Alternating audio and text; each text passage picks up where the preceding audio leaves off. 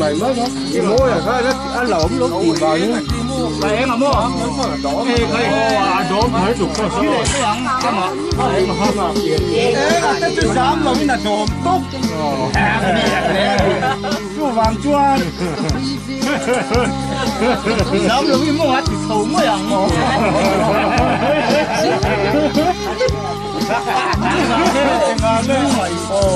Vậy nó thì thùng cốc mày ăn. Sám là cái mua vàng.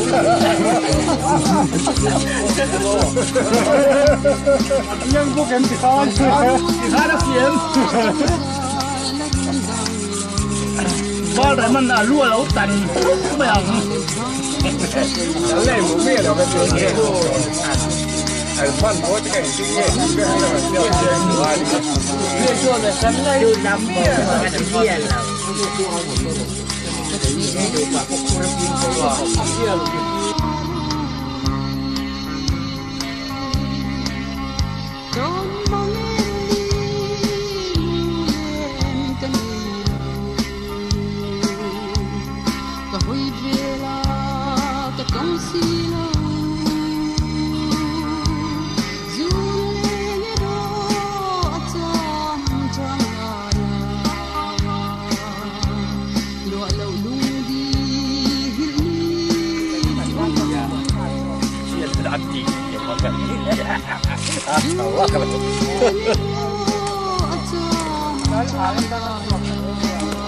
Phu phẹ, anh ấy phu phẹ tu.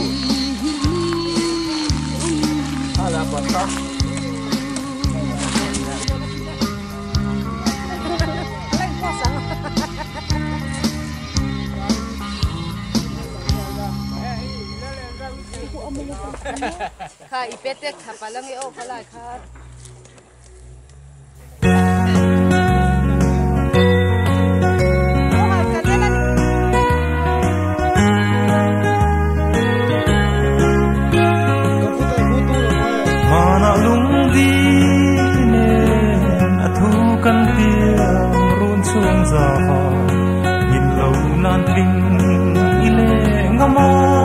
Hãy subscribe cho kênh Ghiền Mì Gõ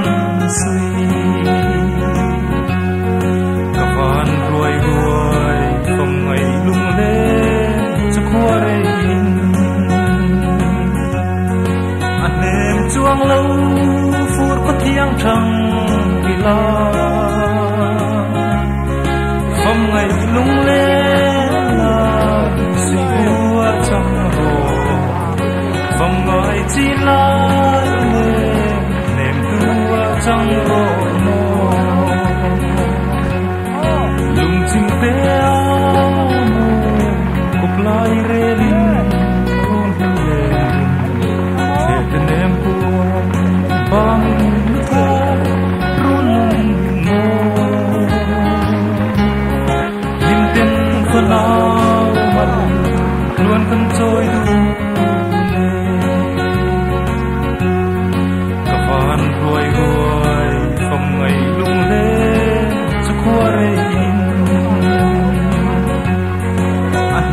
chuông lâu phút có thiêng thằng vì lo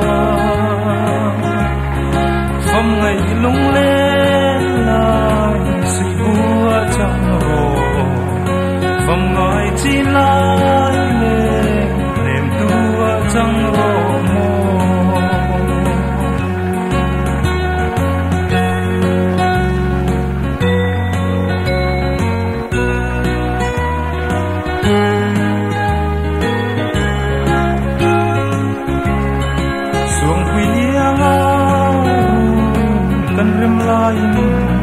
son có quỳ sulang sun thu thấy thuộc lại lên chín lại bồng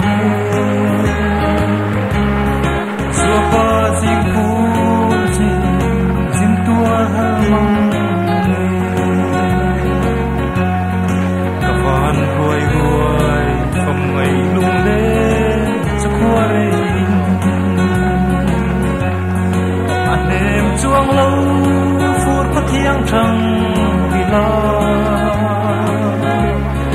phong ngày lung lên là sự vua trong hồ phong gọi chi lại lên đêm tua trong hồ gần tiếng xia thình lên ngõ mò in soi chuối nang trên phong tài lâu muôn trong mơ đêm cùng mga đắng nang ipong lero kawan ruồi ruồi không ngày lung lên cho qua đêm anh em chuông lâu phút có thiêng thằng vì lo phong ngày lung lên là sự vua trong hồ phong gọi chi là